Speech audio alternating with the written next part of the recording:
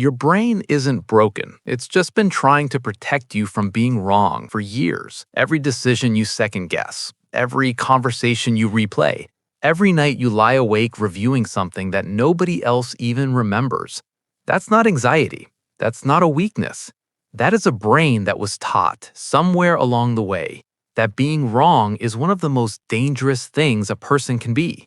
And until you understand why it learned that, you will keep thinking your way in circles for the rest of your life. Let's be specific about what this actually looks like, because overthinking isn't just stress before a big decision. We're talking about the quiet kind, the kind that doesn't announce itself as a problem. It just quietly runs in the background of everything you do. You send a message and immediately wonder if the tone came across wrong. You have a conversation and spend the next 3 hours reconstructing it, line by line, looking for the moment you said something that might have made you look foolish. You make a choice, a small one even, and instead of moving on, your brain keeps the file open, keeps reviewing it like it's waiting for a verdict. And here's where it gets specific, because this isn't just about being anxious. This is about perfectionism. The version where the fear isn't, I want things to be perfect. The fear is, if I get this wrong, something important will break. Maybe a relationship, maybe someone's opinion of you, maybe your image of yourself as someone competent, someone good, someone who doesn't make the kind of mistakes that reveal who they really are underneath. That's the fear that's actually driving the loop, not a love of excellence. After years of running this loop, you stop thinking of overthinking as something you do. You start thinking of it as something you are. I'm just someone who worries. I'm too much in my head. I can't make decisions. You absorb the symptom into your personality. And that is the most quietly damaging thing about it, because the moment you believe it's who you are, you stop looking for a way out. A 2020 study from Queen's University found that the average brain generates roughly 6,000 thoughts per day, what researchers called thought worms, chains of connected thinking. For overthinkers, especially perfectionist overthinkers, many of those chains don't reach a conclusion.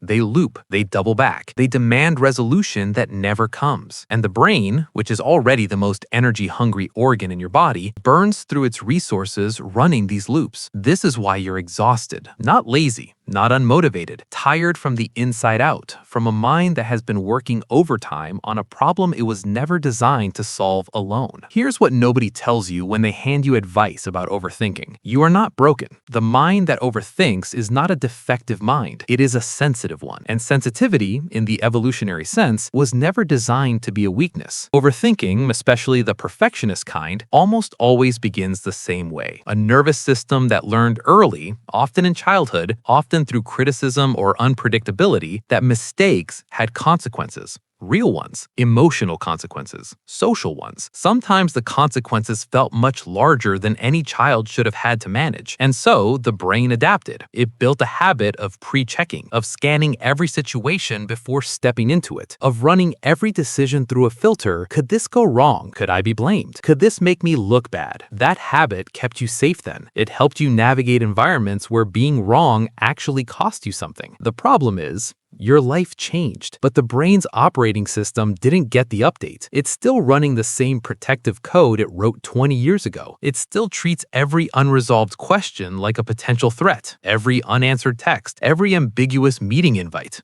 every decision without a clear answer. The brain flags them all, and that's not a character flaw. That is an adaptation without an off switch, which means the question is no longer, what's wrong with me? It becomes, what does my brain think is still happening, and how do I teach it that things have changed? Here's the metaphor that will make the rest of this make sense. Imagine your brain is a security system. Not a bad one, actually a very good one. It's always scanning. It never fully rests. And when it detects something ambiguous, something not clearly safe, not clearly dangerous, it doesn't just flag it once and move on. It keeps flagging.